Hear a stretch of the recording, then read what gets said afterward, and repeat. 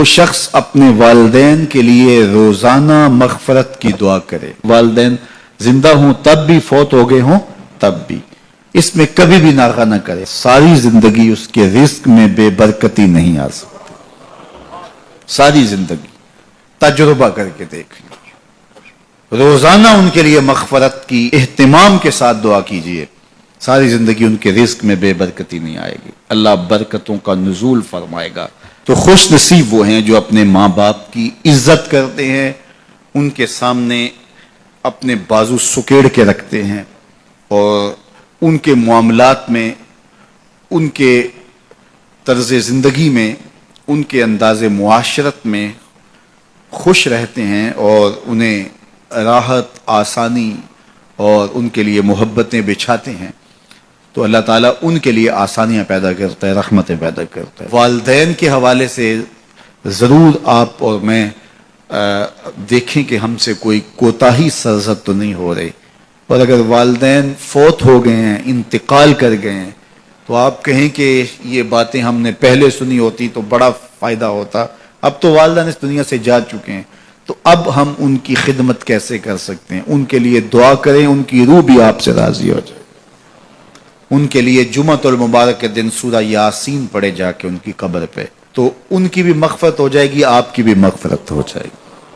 یہ والدین کے ساتھ اس نے سلوک کا نتیجہ ہے۔ والدین کی رضا جوئی ہمیشہ ملحوظ رکھو، یہ تمہارے لیے دین ہے، نوافل پڑھے جا رہے ہیں لیکن ماں باپ کو ضرورت ہے تو ان کی خدمت نہیں کر رہے، اللہ کو وہ نوافل قبول نہیں ہے۔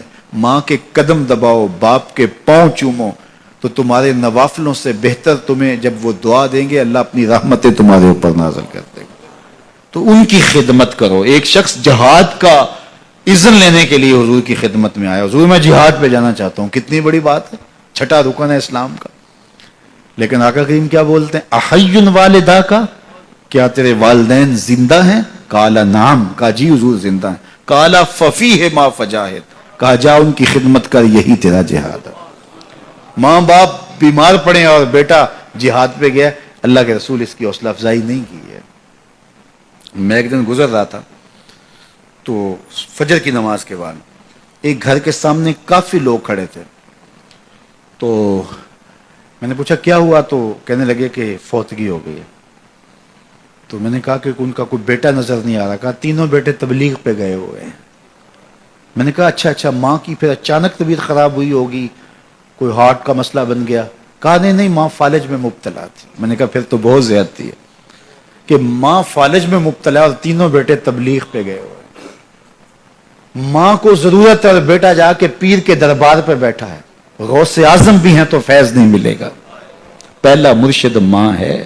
میں بارسلونا کے ایئرپورٹ پہ تھا، تو وہاں کوئی اپنا ہم زبان مل جائے بیرونی دنیا میں تو بڑا اچھا لگتا ہے، تو مجھے لگا کہ ساتھ والے بینچ پہ کوئی ماں بولی بول رہا ہے، تو میں لڑک گیا، تو وہ انڈین پنجاب کے لوگ تھے، تو کہا کہ یہ ہمارا دوست ہے، اس کو ہم الوداع کرنے آئے۔ تو میں نے پوچھا کتنے عرصے بعد جا رہے ہو؟ تو وہ کہنے لگا 27 سال 3 ماہ بعد۔ تو مجھے دلچسپی پیدا ہوئی، تو میں نے کہا کہ اتنا عرصہ؟ کہا کہ بس وہ آیا تھا اور ایسا الجھا، کاغذات کا مسئلہ بن گیا، تو اب اللہ نے بہتری کیا تو اب جا رہا ہوں۔